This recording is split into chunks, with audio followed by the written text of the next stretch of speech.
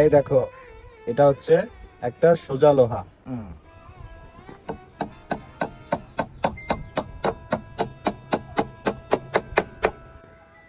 আর এই দেখো, এটা হচ্ছে একটা বেঁকা লোহা।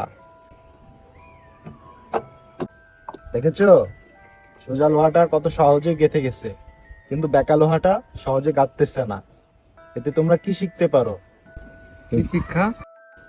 এটা থেকে আমরা এটাই শিখতে পারি যে তুমি যদি সোজা হয়ে চলো তাহলে মানুষ তোমাকে সহজেই গেঁথে দিবে, আর তুমি যদি বেঁকা হয়ে চলো তাহলে মানুষ তোমাকে সহজে গাঁথতে পারবে না। ও আচ্ছা। তাহলে এখন থেকে আমরা সবাই বেঁকা হয়ে চলবো। ভাই আহ